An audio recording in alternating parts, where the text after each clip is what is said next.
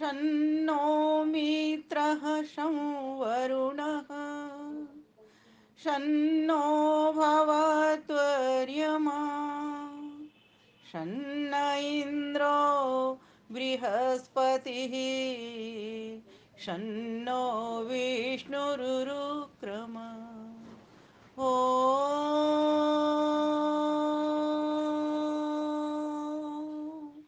नमो ब्रह्मणे नमस्ते वायो त्वमेव प्रत्यक्षं ब्रह्मासि त्वामेव प्रत्यक्षं ब्रह्म वदिष्यामि ऋतं वदिष्यामि सत्यं वदिष्यामि तन्मावतु तद्वक्तारमवतु अवतु माम् अवतु वक्तारम् अवतु माम् अवतु वक्तारम् ओम शांति शांति शांति। बहुत ही सुंदर जयपुर राजस्थान से कार्यक्रम दिव्यता और भव्यता लिए चल रहा है, जिसकी कुशल मंच संचालिका आदरणीय सुधा मित्तल बहन जी बहुत ही अच्छे ढंग से अपना वेबिनार हमेशा करती हैं। और आज मेरा सौभाग्य है कि इन्होंने मुझे जयपुर की भी सैर करा दी, जिसमें मुझे चेहरे दिख रहे हैं मेरे समक्ष आदरणीय सविता जी के, आदरणीय रचना वर्मा जी के, जिन्होंने बहुत सुंदर भजन सुनाया। संतोष माता जी के बहुत ही सुंदर भजन उन्होंने अपनी कृति सुनाई। और उषा सूद माता जी से तो हमेशा ही सुनते रहते हैं, और एक से एक बढ़ करके इनकी कविताएं होती हैं, और आज की भी अगर होती तो बहुत अच्छी होती।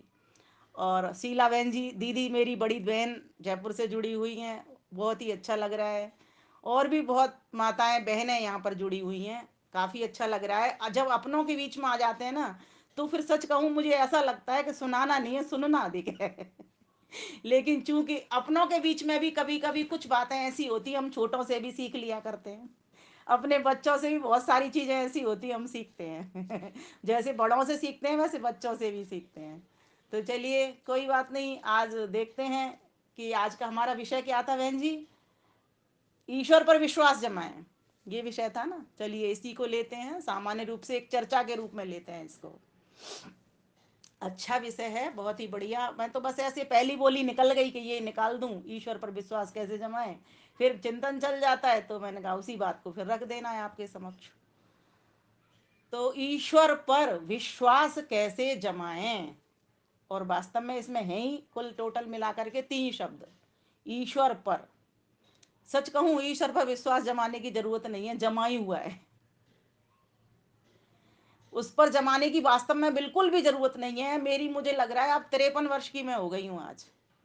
मुझे ऐसा लग रहा है कि वास्तव में उस पर कभी जमाना पड़ा ही नहीं, क्योंकि जितनी अधिक कठिनाइयाँ जीवन में व्यक्ति के पास आती हैं, जितने संघर्ष जीवन में आते हैं, वे सब कठिनाइयाँ, परिस्थितियाँ और संघर्ष व्यक्ति को अपने आप ईश्वर विश्वासी बना देते हैं, ऐसा मेरा मानना है। और आप मुझसे सभी बड़े हैं, आपको भी सभी को अब ये लगने लगा होगा। एक 40 के बाद की उम्र ऐसी होती है, उसमें सभी को ऐसे लगता है कोई एक शक्ति है जिसके सहारे से ही हम कुछ काम कर पा रहे हैं, खड़े हो पा रहे हैं। अन्यथा तो ये शरीर तो अपनी अवस्था के हिसाब से दुर्बल होता चला जाता है, दिखने में मोटा लगे या पतला लगे फर्क उसका नहीं है, लेकिन शारीरिक शक्ति वास्तव में बहुत घट जाती है। और आजकल तो देखा जा रहा है शारीरिक शक्ति के साथ साथ मानसिक शक्ति भी आदमी की कम होती है, अगर वो स्वाध्यायरत नहीं है या वो प्रसन्न नहीं है। तो अप्रसन्न की अवस्था में भी मानसिक स्थिति उसकी घट जाती है, और चिंताएं और घर की परिस्थितियां विपरीत हों तब भी व्यक्ति की मानसिक स्थिति थोड़ी डाउन हो जाती है। तो आइए परमात्मा से हम प्रार्थना करते हुए इस विषय को लेते हैं कि ईश्वर पर विश्वास कैसे जमाएं। पहली बात तो ये है कि ये विश्वास है क्या। विश्वास एक ऐसा ट्रस्ट है, जैसे कहें कि मेरा इस व्यक्ति के ऊपर विश्वास है। किस व्यक्ति के ऊपर विश्वास है? विश्वास हमको होता किसके ऊपर है? हमें उसके ऊपर होता है जो व्यक्ति सत्यवादी हो, सत्य बोलता हो। एक उदाहरण के रूप से समझ सकते हैं, एक हमें चाहिए मान लीजिए सोना, तो हम जाते हैं सुनार की दुकान पर। तो कौन से सुनार की दुकान पर जाते हैं? जिस पर अधिक विश्वास हो, जिसका सोना खरा हो, 22 कैरेट से 24 कैरेट तक हो उसका सोना, तब उसकी दुकान पर जाते हैं। किसी भी चीज को ले लीजिए, घर का कोई सामान ले लो, कपड़े की दुकान पर उसी पर जाते हैं जो व्यक्ति सही सही आपको देता है, सत्यवादी होता है। दोनों में अंतर है, एक तो सही सही नाप तोल से देता है, क्योंकि आजकल नाप तोल में भी हेराफेरी चारों बगल दिखाई देनी पड़ जाती है ना। तो दुकानदार पर भी हमें तभी विश्वास होता है, एक तो वो हेराफेरी नहीं करता, और दूसरी बात वो सत्यवादी होता है, सत्य बोलता है, वो बता देता है कि मैं इतने पैसे लूंगा जी। और ऐसा नहीं करता वो कि किसी से कम किसी से ज्यादा, किसी को कम कीमत पर वो वस्तु दे दी, किसी को अधिक कीमत पर दे दी। तो ऐसे व्यक्ति के ऊपर हमको क्या हो जाता है, विश्वास हो जाता है। तो दो बातें सामने निकल करके आई, एक तो सत्य व्यक्ति के ऊपर होता है जो ईमानदार होता है, और दूसरा जो व्यक्ति सही सही नाप तोल करता है, अर्थात न्याय संगत कर्म करता है, न्याय संगत आपको वस्तु देता है। अब परमात्मा के ऊपर घटा करके देखिए इस बात को, कितनी जल्दी आपको विश्वास करा दूंगी इस बात का कि वो ईश्वर बताइए सत्य स्वरूप है कि नहीं है। बोलिए हाँ या ना में, कोई एक माइक खोल करके अपना, चर्चा के द्वारा कहूंगी करूंगी बात तो आपको पकड़ में आ जाएगी मेरी, है ना वो। लेकिन ऐसा नहीं लगता क्या कि हमने एक सिर्फ पढ़ लिया है और सुन लिया है, और हम जानते भी हैं इस बात को, ईश्वर सच्चिदानंद स्वरूप है, हम कहते भी हैं, है ना। जब नियम पढ़ते हैं ये आर्य समाज का दूसरा नियम, तो क्या पढ़ते हैं पहले, ईश्वर सच्चिदानंद स्वरूप, ईश्वर सत्य है, ईश्वर चेतन है, और ईश्वर आनंद का भंडार है, यही तो पढ़ते हैं हम। लेकिन हमको कैसे पता चलता है कि वो सही मायने में सत्य है। देखो इसको इस तरह से देखते हैं, किसी चीज की सत्ता को पता करने के लिए कि उसका यश कितना फैला हुआ है। जैसे हम किसी कपड़े के दुकानदार को कैसे पता लगाते हैं कि ये ईमानदार है, हमने किसी से वो चीज सुन रखी है, कहीं पढ़ रखी है कि जी उसके पास घी ऐसा मिलता है, पूरा शुद्ध घी मिलता है, कोई मिलावट नहीं मिलती, है ना। अर्थात उसका चारों तरफ ये डंका बजा हुआ है कि ये व्यक्ति अच्छा है, ईमानदार है, ये सत्य है। इसी प्रकार से परम पिता परमेश्वर का भी डंका सभी देशों में, देश देशांतर में, सभी लोकों में बजा हुआ है। और वेद में बड़ा सुंदर मंत्र आता है, कहाँ कहाँ उसका डंका बजा हुआ है। तो वेद कहता है, त्रीणि पदा विचक्रमी विष्णुर्गोपादाभ्यः अतो धर्माणि धारयन्, अतो धर्माणि धारयन्, अतो धर्माणि धारयन्, अतो धर्माणि धारयन्। कहते हैं उस परमेश्वर का डंका तीनों लोकों में बजा हुआ है। व्यक्ति ये घमंड करता है, अपने ऊपर अहंकार जमा करके बैठ जाता है कि मेरे बिना कोई काम नहीं हो सकता, मेरे दिए कोई वस्तु किसी को प्राप्त नहीं हो सकती, हर चीज में मेरे जैसा सुंदर कोई नहीं, मेरे जैसा ज्ञानी कोई नहीं, मेरे जैसा नाम वाला कोई नहीं, मेरे जैसा यश कीर्ति वाला कोई नहीं, मेरे से बड़ा कोई व्यक्ति दुनिया में नहीं हो सकता। लेकिन जब हम देखते हैं उसकी रचना को, क्या एक कोई चींटी की टांग बना सकता है, कोई वैज्ञानिक बताइए आप, कोई ऐसा हो जो चींटी की टांग बना के दिखा दे। छोड़ दो सारी बातों को, कोई एक तत्व, एक भी तत्व कोई बना के दिखा दे, कोई हवा बना के दिखा दे, कोई जल बना के दिखा दे, कोई पृथ्वी बना के दिखा दे, कोई सूरज बना के दिखा दे, कोई चंदा बना करके दिखा दे।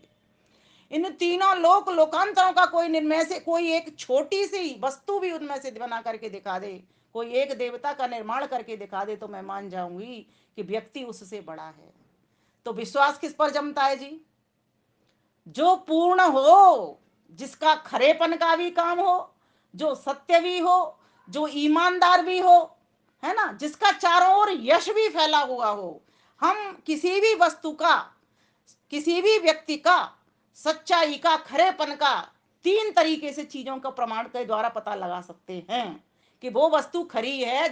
कौन कौन सी वस्तु खरी हो सकती है, कौन वस्तु हमारी सहायक हो सकती है, क्योंकि विश्वास हमारा उसी के ऊपर जमेगा जिससे हमको पूर्णता की प्रतीति होगी। तो तीन बातें हैं, ये तीन बातों के द्वारा ईश्वर को खरी कसौटी पर कस लीजिए आप प्रमाण के द्वारा। कौन कौन सी, तो पहली बात तो कह दी, तीर्ण पदार्थ विचक्र में कि परमेश्वर सृष्टि का निर्माण करने वाला है।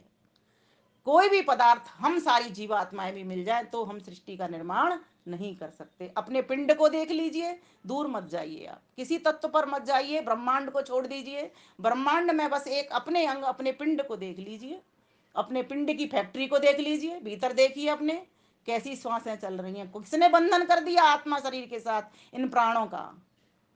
किसने बंधन कर दिया इस नस नाड़ी रक्त का?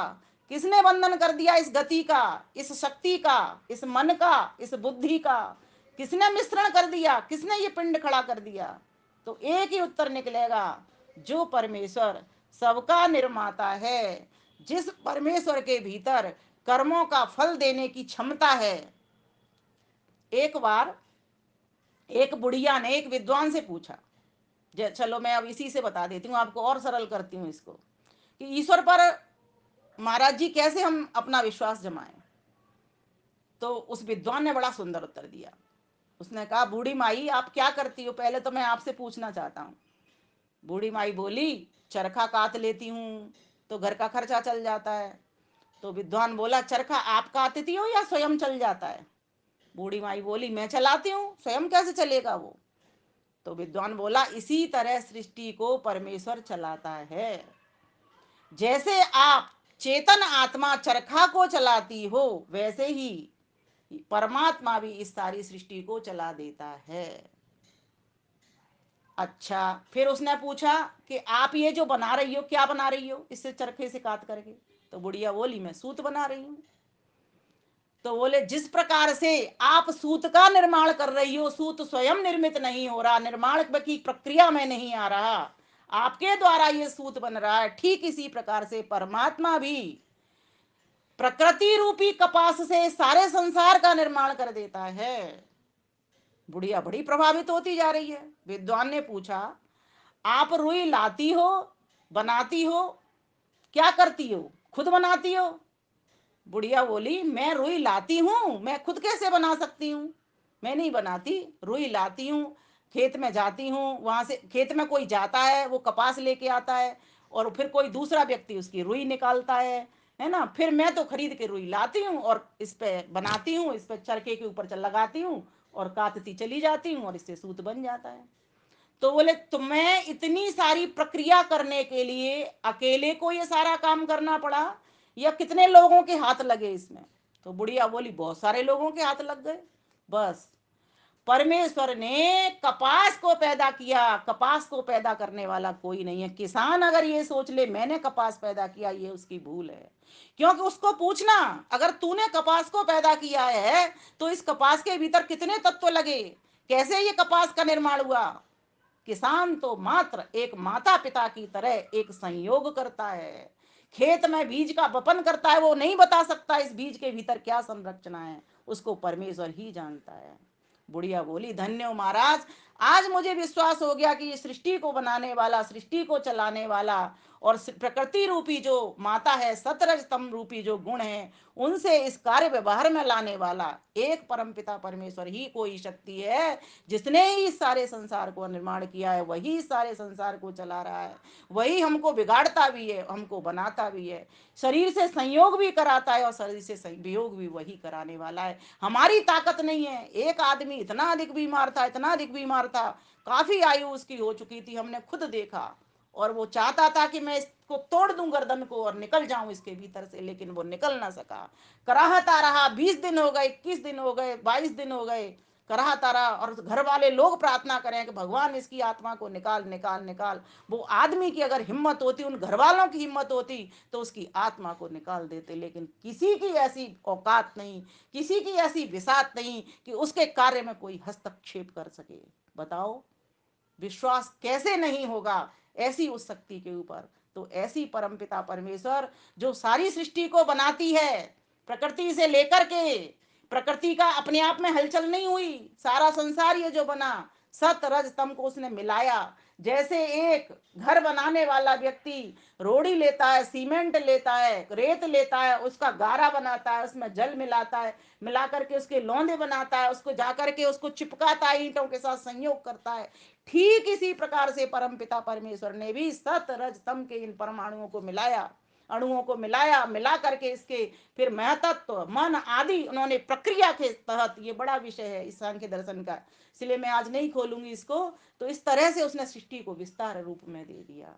तो बताइए, इतनी बड़ी प्रक्रिया से अकेला गुजर रहा है, उसको किसी की सहायता की जरूरत नहीं, हम लोगों को सहायता की जरूरत पड़ती है। इसलिए एक कार्य को करने के लिए हमको कितने हाथों से गुजरना पड़ता है। उस एक कार्य को, एक अचार बनाते हैं, कितने हाथों को गुजरना पड़ता है। कहीं से मसाला आता है, कहीं से आम आता है या नींबू आता है, जो भी चीज का अचार बनाओ, कहीं से कुछ आ रहा है, कहीं से कुछ आ रहा है। फिर बुद्धि भी अपनी नहीं लग रही पूरी, फिर दादी को फोन लगाया, फिर ताई को फोन लगाया, फिर दीदी को फोन लगाया, फिर चाची को फोन लगाया, तब जा करके वो अचार की प्रक्रिया बन करके तैयार हुई। फिर भी आप ये सोचो कि मैंने बना दी, तब भी सुनिए, आपको धूप का सहारा लेना पड़ा, आपको एक कपड़े से वो बन्नी साफ करनी पड़ी, आपको गैस के पास ले जाना पड़ा उस बन्नी को सुखाने के लिए, जिससे उसमें पानी का जरा से भी, नमी का भी कोई निशान न रह जाए। तब जाकर के आप उस अचार को पूरी तरीके से पैक करके सुरक्षित रख पाए। सोचो सोचो, एक बार आप चिंतन में आ जाइए, थोड़ा सा अपने अंदर विचार करिए, गहराई की भीतर उतरते चले जाइए। चार बातें और मैं कहना चाहूंगी, विश्वास बहुत आसानी से जम जाता है। आप ईश्वर का एक गुण उठा लीजिए। गुण कहते किसको है, पहले तो इसे समझिए। गुण कहते हैं विशेषताओं को। जैसे आपके भीतर कोई विशेष बात है, विशेषता अर्थात विशेष बात, एक महिला की दूसरी महिला से कोई विशेष बात है। जैसे कोई अच्छा, बहुत अच्छा खाना बनाती है, तो ये उसका गुण है। कोई बहुत अच्छी सिलाई करती है, ये उसका गुण है। संतोष माता जी कविता बहुत अच्छी बनाती हैं, ये उनका गुण है। उषा माता जी कविता बहुत अच्छी बनाती हैं, ये उनका गुण है। किसी सामान्य व्यक्ति से कोई विशेष बात किसी के भीतर होती है, वो उसका गुण कहलाता है। परमपिता परमेश्वर का एक गुण पकड़ लीजिए। जैसे मैंने एक छोटी सी बात कही, ईश्वर सच्चिदानंद स्वरूप है। सत्य क्या है? सत्य उसका गुण है, अर्थात उसका तीनों कालों में बाध नहीं होता। पहले भी वो था, आज भी है और आगे भी होगा, लेकिन हमारे शरीरों का कालों में बाध हो जाता है। स एषाम पूर्वेशम, कौन है वो? गुरु काले अनवच्छेदात, जो काल से भी विदता नहीं है। स एषा पूर्वेशा मपि गुरु कालेन अनवच्छेदात। योग दर्शन में महर्षि पतंजलि हमको ये बताते हैं, वही गुरुओं का गुरु एक ऐसा है जिसका काल से बंधन नहीं होता, जो काल के बंधन में नहीं आता, जिसको काल बींध नहीं सकता, काल की पकड़ में चपेट में नहीं आता। हमारे जो शरीर है वे काल की चपेट में आते हैं, काल के बंधन में बिध जाते हैं। हम आज हैं तो कल इस शरीर में इस तरह से नहीं रहेंगे, दूसरा शरीर मिलेगा। लेकिन परमेश्वर को तो कहीं आना जाना नहीं, कोई शरीर धारण करने की आवश्यकता नहीं, किसी की सामर्थ्य की आवश्यकता नहीं, वो अपने आप में समर्थ है। एक व्यक्ति ने एक विद्वान से पूछा कि व्यक्ति मजबूर है या सक्षम? अब मैं यही प्रश्न आपसे करती हूँ, क्या उत्तर देंगे आप में से कोई खोलिए अपना माइक। व्यक्ति मजबूर है या सक्षम है या मजबूर है, मतलब समर्थ है किसी काम को करने के लिए या असमर्थ है? चलिए ऐसे समझिए इसको, क्या कहोगे आप? मुझे लगता है एक माता जी कहेंगी समर्थ है और एक माता जी कहेंगी असमर्थ है। समर्थ है व्यक्ति, एक कह रही है असमर्थ है।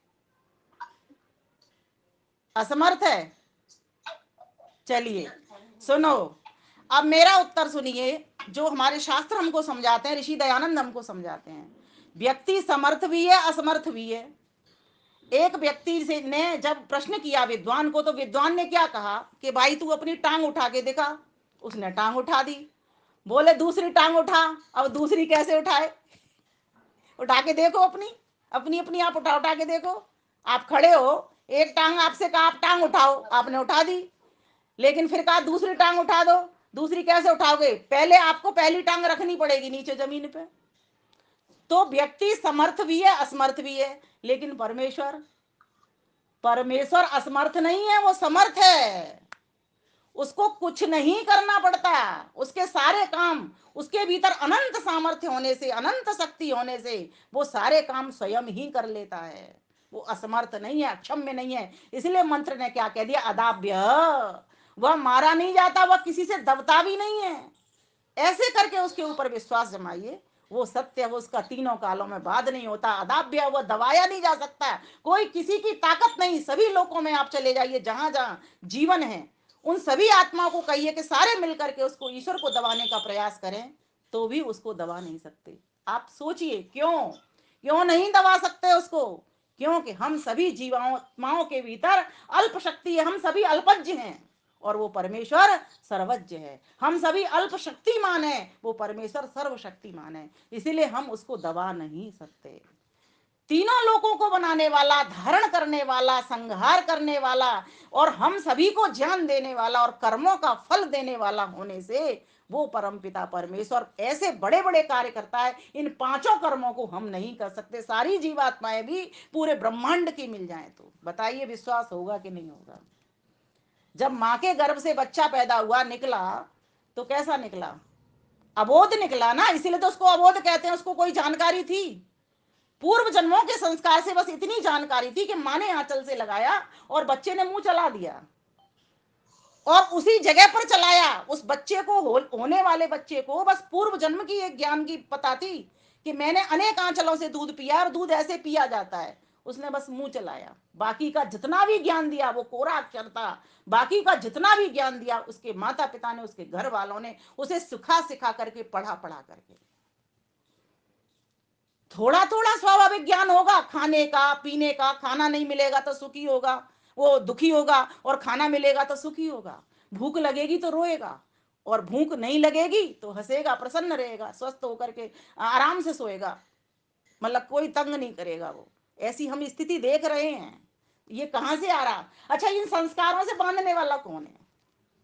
ये चित्त में जो संस्कार बैठ जाते हैं, इनको बांधने वाला कौन है हमारे चित्त के भीतर?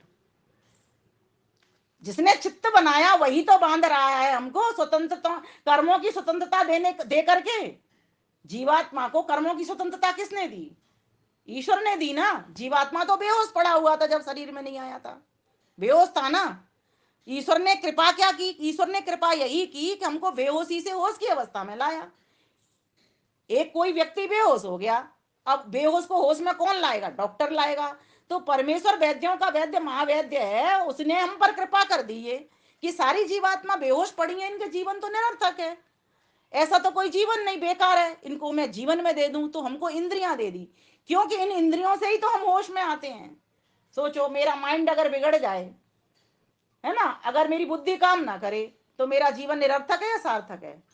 निरर्थक है ना। अगर मुझे कोई ऑपरेशन हो रहा है, मुझे बेहोश कर दिया गया, फिर मैं होश में ना आऊं, तो मेरा जीवन निरर्थक है सार्थक है? मेरा जीवन निरर्थक है। तो निरर्थक जीवन को सार्थक करने वाला कौन है? वही एक परम पिता परमेश्वर। इस तरह से उस ईश्वर के ऊपर विश्वास जमाइए। जब सारी दुनिया के सारे रास्ते बंद हो जाएं, किवाड़ बंद हो जाएं, घनघोर बादल आपके जीवन में आ जाएं, तब आपके बादलों को हटाने वाला, बादलों को काटने वाला, छांटने वाला कौन है? वही एक परम पिता परमेश्वर। ऐसे उस पर विश्वास जमाइए। और कैसे विश्वास जमाएं?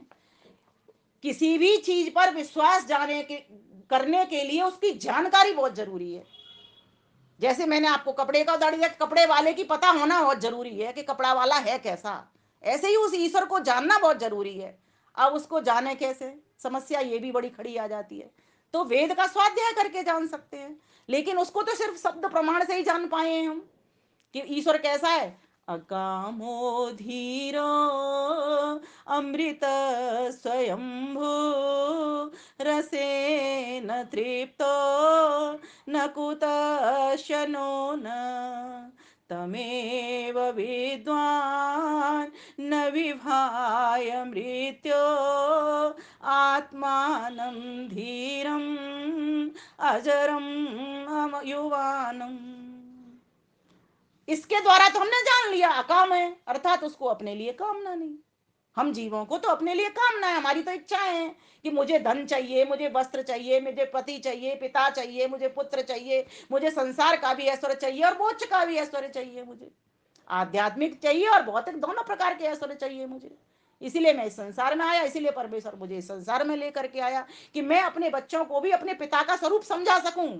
देखिए, जिनके माता पिता नहीं होते ना, जिन बच्चों के, बच्चे कैसे रहते हैं, सोचो, अनाथ की बात है। लेकिन जिसका सबसे बड़ा परम पिता परमेश्वर हो, वो व्यक्ति कैसे अनाथ हो सकता है? ऐसे विश्वास जमाइए।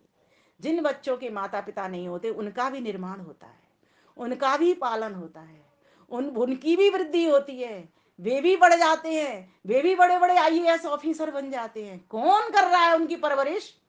कोई तो माता पिता है जो सारे माता पिताओं का भी माता पिता है। और एक ही व्यक्ति के भीतर, अर्थात एक ही निराकार परम चैतन्य वस्तु के भीतर, परम पिता परमेश्वर के भीतर माँ का भी गुण, पिता का भी गुण, भाई का भी गुण, चाचा का भी गुण, मित्र का भी गुण, हर जितने भी रिश्ते नाते आप एक व्यक्ति के साथ लगा सकते हो, उससे अनेकों अनंत गुने उस एक व्यक्ति, एक एक, एक वस्तु, चेतन वस्तु के साथ लग जाते हैं, परम चेतन वस्तु के साथ लग जाते हैं। सोच करके देखिए, तो हमारी वो किस किस तरह से सहायता नहीं कर रहा, इस तरह से भी हम उसके ऊपर विश्वास बना सकते हैं। हम लोग जब परेशानी में घिर जाते हैं तो सोचते हैं कि हमारा पड़ोसी हमारी मदद करेगा, हम बड़ा बड़ा भारी सोचते हैं कि वो करेगा, रिश्तेदार करेगा, कभी कोई और करेगा। ठीक है, कर देते हैं, जिन यथा सामर्थ्य कर भी देते हैं और नहीं भी करते, दोनों ही बात हम देखते हैं जीवन में। लेकिन कई बार आपने देखा होगा रिश्तेदार भी मुंह मोड़ गए, ये क्या। कई बार हम देखते हैं पड़ोसी भी मुंह मोड़ गए, ये क्या। लेकिन फिर कोई एक ऐसी शक्ति है जो मुंह नहीं मोड़ती, क्योंकि वो मोड़ नहीं सकती, वो भरा हुआ है, वो भरा हुआ है, लबालब भरा हुआ है। किससे भरा हुआ है? ज्ञान से भरा हुआ है, धन से भरा हुआ है। इसीलिए उसको सत चित आनंद, आनंद का भंडार कहा। जहां ज्ञान होगा वहीं आनंद होगा, जहां अज्ञान होगा वहां तो दुख ही दुख है, क्लेश ही क्लेश है, निराशा ही निराशा है, हताशा ही हताशा है, उदासी ही उदासी है। ईश्वर पर इस तरह से भी विश्वास जमाना प्रारंभ कीजिए। सोचिए, मेरे दाएं भी बाएं भी, आगे भी पीछे भी, ऊपर भी नीचे भी, मुझे आधार दे कौन रहा है? आप कहोगे मुझे ये कुर्सी दे रही है, मुझे ये पृथ्वी दे रही है। नहीं नहीं नहीं, इस पृथ्वी का भी तो कोई आधार है। आप कहोगे सूर्य आधार है ना। अरे नहीं नहीं नहीं, सूर्य का भी तो कोई आधार है। बोले ब्रह्मांड का सूर्य, बड़ा सूर्य आधार है ना। अरे बड़े सूर्य का भी तो कोई आधार है। तो वह जो आधार है वो कोई चेतन सत्ता ही आधार हो सकती है। इसीलिए तो लोगों को कहना पड़ा कि पृथ्वी शेषनाग पर टिकी है। शेषनाग के बहुत अर्थ होते हैं। शेषनाग का अर्थ सिर्फ यही नहीं होता कि वो सांप होता है। शेष नाग का अर्थ जो शेष रहता है, नाग, न आगच्छति न गच्छति, न आता है न जाता है। वेद इसको प्रमाणित करता है। तदेज तन्न एज तद दूर तदवंत के तदंतर से सर्वस्य तद सर्वस्य सेवायता। वो आता जाता नहीं है। आता जाता कौन है? जो एक देश का वासी है। मैं यहाँ हूं तो वहां नहीं हूं, लेकिन परमेश्वर तो सर्वदेशी है। यहाँ भी है, वहां भी है, ऊपर भी है, नीचे भी है, दाएं भी है, बाएं भी है, हर ओर से मेरी रक्षा कर रहा है। मैं तो ऐसे समझू उसको कि जैसे उसके बैग में कोई बॉल बंद हो जाती है, या कोई सब्जी बंद हो जाती है, या कोई जल के भीतर मछली बंद हो जाती है, ठीक इसी प्रकार से मैं उसके अनंत अथाह ज्ञान के सागर के भीतर बंद होकर के उससे रक्षा पा रहा हूँ। भोजन के माध्यम से रक्षा पा रहा हूँ, हवा के माध्यम से रक्षा पा रहा हूँ, है ना। और पिता पुत्र पति इस नातों के माध्यम से भी तो रक्षा पा रहा हूं मैं उससे। कौन सी वस्तु ऐसी उठाओगे? ये घर मकान दुकान ये कैसे बनाए? उसी की वस्तु से लेकर के बनाए, उसी से ही मैं रक्षा पा रहा हूं। तो जो इतना सर्व सुरक्षित रखने वाली वस्तु होगी, बताइए वो हमसे दूर कैसे हो सकती है? हमारे जो चारों ओर होगी वो हमारे भीतर भी होगी, सर्वंतर्यामी रूप से भी ग्रहण की जाएगी हमको। और सर्व बाह्य, बाह्यता अर्थात बाहर से भी वो ग्रहण होगी हमको, दाएं से भी हमको ग्रहण होगी। आप संध्या करते हो, संध्या मंत्रों में ईश्वर की परिक्रमा कैसे लगाते हो? मन सा परिक्रमा, मन से परिक्रमा लगा देते हो। कैसे लगाते हो? पहले कैसे देखते हो? पूरब में भी वो है, प्राची के रूप में वर्ण कर लेते हो। फिर कहते हो दाएं भी वो है, दक्षिणा। प्रतीची पश्चिम की ओर से भी वर्ण कर लेते हो। फिर उदीची उत्तर की ओर से भी वर्ण कर लेते हो। फिर यही नहीं रुकते, फिर आप कहते हो ध्रुवा के रूप में आधार दे देते हो, आधार के रूप में भी वर्ण कर लेते हो। फिर कह देते हो ऊर्ध्वा, ऊपर से भी छत बना हुआ है। बताइए वो परमेश्वर छाता है कि नहीं? जब घनघोर बारिश हो जाए दुखों की, तो वो क्या करता है? छाता लगाता है कि नहीं लगाता? सुखों का छाता लगाता है। ऐसे आप, और जब भी ध्यान में बैठो एक एक शब्द पर विचार करिए। मैंने सच्चिदानंद एक शब्द बोला, सच्चिदानंद के भीतर ही यही बात आ गई। एक तो उसकी सत्ता है, वो सत्ता उसकी मिटने वाली नहीं है। मैं जहां भी आऊंगा, मैं दिल्ली होऊंगा, आगरा आऊंगा, या कहीं भी होऊंगा, विदेश में होऊंगा, वो मेरे साथ ही रहेगा। मैं बस में आऊंगा, कार में आऊंगा, हवाई जहाज में आऊंगा, समुद्री जहाज में आऊंगा, साइकिल पे आऊंगा, या कहीं सब्जी मार्केट में खड़ा हुआ होऊंगा, या बाजार में चल रहा होऊंगा, या मैं घर में होऊंगा, या कहीं बिजनेस में, व्यापार में, दुकान में, नौकरी में, धंधे में होऊंगा। वो हर क्षण ना उससे मेरी काल से दूरी है, समय से दूरी है, ना मेरी उससे स्थान से दूरी है। मेरी उससे दूरी हो गई है तो मात्र एक अज्ञान से दूरी हो गई। ऐसे परमपिता परमेश्वर के ऊपर माताओं बहनों विश्वास कर लो। मेरा तो समय भाग जाता है, ये तो 4 भी बज गए। आइए मेरी कुछ पंक्तियों के साथ गुनगुना लेते हैं। मत कर और किसी की आस वंदे, प्रभु पे रख विश्वास वंदे, प्रभु पे रख विश्वास। बहुत बल मिलेगा आपको ऐसी रचनाएं गाने से भी, ऐसे भजन गाने से भी, इस बोध को भी जीवन में बनाए रखने से ही। जब तक व्यक्ति के विवेक के साथ में वैराग्य नहीं उठता, तब तक वो जीवन नहीं है। शब्द ज्ञान आपको विवेक की ओर ले जाता है, वो सीढ़ी का काम करता है, लेकिन जब तक जीवन में वैराग्य नहीं आता कि ये सारा संसार जाने वाला है। मैं तो एक चीज कहता हूं, ध्यान में डेली डेली अपने आप को मार लो, अपने परिवार को मार लो। है तो बात ये कड़वी सी, आपको कड़वी सी लगेगी। रोज रोज आपको मार लो, आप प्रलय कर लो, अपनी प्रलय करके आप सतरजतम में बिखर जाओ, अपने पूरे शरीर का प्रलय कर दो। मैं आत्मा हूं और मेरा परमात्मा, बस ये प्रकृति को प्रलय में ले जाइए। इसको भी ध्यान की एक तरीका है। मैं किसी एक सत्र में आपको सिर्फ इसी बात को बताऊंगी कि किस तरह से संसार को प्रलय किया जाता है। दोनों टाइम हम ध्यान करेंगे तो हमें इस सृष्टि को पहले प्रलय करना, अगर जिस दिन हमको आ जाएगा, हमारा वैराग्य प्रारंभ हो जाएगा वहीं से। आप नित्य प्रत्यय, आप संध्या में जब संध्या के मंत्र बोलेंगे, मंत्रों पर विचार करेंगे, शब्दों पर विचार करेंगे, तद जपा तदर्थ भावना, उसका अर्थ करेंगे, उसकी भावना बनाएंगे, फिर जाकर के उस ईश्वर से जुड़ने का प्रयास करेंगे जो तुमको इस तरह की रक्षाएं दे रहा है, जो तुम्हारे लिए इतना बड़ा, तुम्हें बेहोशी से होश में लेकर के आया, तुम्हारा वैद्य बनकर के वो आया, तुम्हारी दवा बनकर के आया, तुम्हारी औषधि बनकर के आया है। ऐसे ईश्वर पर विश्वास हम जमाना तभी जमा सकते हैं जब एक एक शब्द पर विचार होगा। और बड़ी भारी कृपा तो महर्षि देव दयानंद ने कर दी कि उसने हमको वेदों का ज्ञान पुनः प्रतिष्ठित करवा दिया। हम तो जान ही नहीं पाते, सोचो। और नारी, जो नारी कुछ भी नहीं समझ सकती थी, जो पैरों की जूती थी, जिसको दरकार हर जगह से उसको नीचा दिखाया जाता था, पतन की राह पहुंचाई जाती थी, ऐसी नारी आज ऊंची होकर के आज वेद पाठ कर रही है, ब्रह्मा बन रही है, वक्ता प्रवक्ता बन रही है। तो ये तो महर्षि देव दयानंद सरस्वती ने नारियों के ऊपर भी कृपा की, और सर्वजनों के ऊपर भी, सर्वजन सर्व सुखाय, सर्व हिताय, अर्थात सभी लोगों के सुख के लिए, हित के लिए भी महर्षि ने बड़ा भारी काम कर दिया, का वेद का ज्ञान दे दिया। इस वेद ज्ञान को लेकर के हम सभी उस ईश्वर पर विश्वास जमाने वाले बने। संसार के रिश्ते नातों पर पूरा विश्वास नहीं किया जा सकता। मेरा यह कहना नहीं कि अविश्वास करो, विश्वास करो, माँ पर विश्वास करो, पिता पर विश्वास करो, भाई पर विश्वास करो, पड़ोसियों पर भी विश्वास करो, रिश्तेदारों पर, लेकिन पूर्ण विश्वास किस पर करो? जो पूर्ण है उस पर तो पूर्ण किया जाएगा ना। तो कहा, मत कर और किसी की आस बंदे, प्रभु पे रख विश्वास बंदे, प्रभु पे रख विश्वास।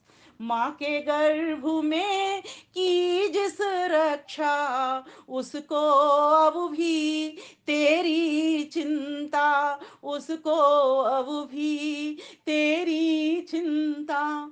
फिर तू काहे हो तू दास बंदे, प्रभु पे रख विश्वास बंदे, प्रभु पे रख विश्वास। मत कर और किसी की आस बंदे, प्रभु पे रख विश्वास बंदे, प्रभु पे रख विश्वास। भरोसे में और विश्वास में अंतर है। भरोसा तब किया जाता है जब किसी के ऊपर विश्वास टिक जाता है, तब उसका भरोसा होता है। भरोसा उसका कार्य है, विश्वास उसका कारण है। कारण को देख करके हमको कार्य का अनुमान लगता है, वैसे ही कार्य को देख करके भी कारण का अनुमान लगता है हमको। तो आगे कहा, सच्चे दिल से उसे पुकार, तेरा करेंगे बेड़ा पार, तेरा करेंगे बेड़ा पार। परमेश्वर से जुड़ाव होगा कैसे? विश्वास जमा भी लिया तो क्या कर लिया, अगर उससे जुड़ाव नहीं हुआ तो बोले उससे जुड़ाव होगा कैसे? जैसा वो है वैसा ही तू बनने का प्रयास कर, जैसा वो सच्चा है वैसा ही तू सच्चा बनने का प्रयास कर, और वैसी ही सच्ची प्रार्थना उठाएं। प्रार्थनाएं भी वही फलीभूत होती हैं जो सत्य उठाई जाती हैं, असत्य प्रार्थनाएं भी फलीभूत नहीं होती। तो कहा, सच्चे दिल से उसे पुकार, तेरा करेंगे बेड़ा पार, तेरे दूर नहीं वो पास बंदे, प्रभु पे रख विश्वास, तेरे दूर नहीं वो पास, वंदे प्रभु पे रख विश्वास, मत कर और किसी की आस, वंदे प्रभु पे रख विश्वास, वंदे प्रभु पे रख विश्वास, तन से किए जा सारे काम, मन से लिए जा उसका नाम, झाड़ू लगा रहे हो तो ओम भूर्भुवस्सुतः सवितुर्वरेण्यम, भोजन पका रहे हो तो ओम भूर्भुवस्सुतः सवितुर्वरेण्यम, किसी को कुछ वस्तु दे रहे हो तो ओम भूर्भुवस्सुतः सवितुर्वरेण्यम, बस ईश्वर ही ईश्वर, ईश्वर की वस्तु, ईश्वर की वस्तु को मैं दे रहा हूं, मैं होता कौन हूं, प्रभु जी हमारे, मैं उसका, ये सारी वस्तुएं दी हुई उसी की, ये बुद्धि भी उसी की, ये मन भी उसी का दिया, ये तन भी उसी का, ये धन भी उसी का दिया हुआ, ये रिश्ते नाते संबंधी भी सब उसने ही दिए हमको, मैं कौन हूं, तो कहा तन से किए जा सारे काम, मन से लिए जा उसका नाम, मन से लिए जा उसका नाम, जाए एक भी करना श्वास, वंदे प्रभु पे रख विश्वास, जाए एक भी करना श्वास, वंदे प्रभु पे रख विश्वास, एक भी क्षण अपनी व्यर्थ मत कमाओ, पढ़ने का समय पढ़ लीजिए, घर का काम करने का समय काम करिए, इतनी स्वच्छता, शुद्धता, दिव्यता, पवित्रता के भावों के साथ करिए कि आपके साथ संबंध फिर परमेश्वर का जुड़ा ही हुआ है, लेकिन हमारी गड़बड़ कहाँ है, हमारी हेरा फेरी चलती है, इसीलिए वो वस्तु हमसे दूर कहीं ना कहीं नजर आती है। उसका बन जा सेवक ऐसा, ध्रुव प्रहलाद कबीर जैसा, ध्रुव प्रहलाद कबीर जैसा, तुलसी जैसा बन जा दास, वंदे प्रभु पे रख विश्वास, तुलसी जैसा बन जा दास, वंदे प्रभु पे रख विश्वास, मत कर और किसी की आस, वंदे प्रभु पे रख विश्वास, वंदे प्रभु पे रख विश्वास, वंदे प्रभु पे रख विश्वास। प्यारी बहनों, माताओं और भाइयों, जब तक हम ईश्वर पर विश्वास नहीं जमाएंगे, ईश्वर से प्रीति नहीं बढ़ाएंगे, ईश्वर में रुचि नहीं बढ़ाएंगे, तब तक ये मनुष्य का जीवन नहीं है। ये मनुष्य का जीवन हमको मिला है देवत्व की ओर बढ़ने के लिए, पवित्र भावों को बनाए रखने के लिए, ये पशुवत जीने के लिए नहीं मिला। पशु तो 4 काम कर रहे हैं, वही काम अगर हमने इस मनुष्य जीवन में भी किए तो हमने कौन सा तीर मार लिया। लेकिन आदमी इसी को कि मेरे बच्चे इतने, मेरे बच्चे अच्छे, मेरे बच्चे सच्चे, अपनी ही प्रशंसा में पूरे दिन रात निकाले दे जाता है। बस 4-5 चीजों से हमको छोड़ना, अपने आप से दूर रखना पड़ेगा। पद, पैसा, प्रतिष्ठा, प्रशंसा, ये चीजें हमको नीचे पतन की ओर ले जाने वाली हैं। जब व्यक्ति को इस चीज का पता चल जाता है कि मैं कौन हूं और मैं किस लिए आया हूं और मुझे ये सवारी किसने दी, अर्थात ये काम करने के लिए ये वस्तु, जगह, स्थान किसने दिया, ये समय किसने दिया, जब हमको इस सही बात का बोध हो जाता है तो ईश्वर पर विश्वास बढ़ता है, और विश्वास बढ़ते के साथ ही उस पर रुचि हो जाती है, उससे प्रेम हो जाए। हम उसी दुकानदार से प्रेम करते हैं जिसके ऊपर हमारी साख जम जाती है, जिसका यश चारों ओर लोग के बखान कर रहे हैं कि वो दुकानदार बढ़िया है। तो माताओं बहनों, आज के लिए मैं बस इतना ही आपको कहना चाहूंगी, जो ईश्वर हम सभी को हर प्रकार की सुरक्षा, सेवा, सहायता दे रहा है, हर वस्तु दे रहा है, ऐसे ईश्वर के प्रति हम अपना पूरा विश्वास जमाएं। वही पूर्ण पिता है जो पूर्ण विश्वसनीय है, अर्थात पूर्ण विश्वास करने के योग्य है। हम जीवों में अल्पज्यता है, हम जीवों में अल्प शक्तिमत्ता है, इसीलिए हम पूरा विश्वास स्वयं पर भी तो नहीं कर पाते हैं हम, चलो परमेश्वर को छोड़ दें, एक बार स्वयं पर भी अपना विश्वास जमाएं। अपने माता पिता पर, भाई बंधुओं पर, पड़ोसियों पर, रिश्तेदारों पर विश्वास जमाएं, मना नहीं कर रही हूँ, लेकिन पूर्णता की ओर कैसे बढ़ेंगे हम? पूर्णता की ओर बढ़ने के लिए जो आपके पूर्ण काम करवाता है, जो आपकी संकट में भी सहायता करता है, जो आपके लिए प्रतिक्षण जगा हुआ है, जिसकी ड्यूटी 24 घंटे होने आपके लिए। सोचो, अपने रिश्तेदार तो रात को सो जाएंगे, उनको जगाओ, अरे सो लेने दे, परेशान करती रहती है, रात को भी परेशान कर रही है, दिन में भी चैन नहीं लगने देती या लगने देता, जो भी है, जैसे भी उच्चारण करें और जो भी उच्चारण करें। लेकिन ईश्वर, आप रात को जगा के देखिए उसको, एक बार थोड़ी थोड़ी चैट कर लिया करिए, थोड़ी देर बैठिए उसके पास, अर्थात उसके पास मतलब थोड़ा एकांत में बैठिए।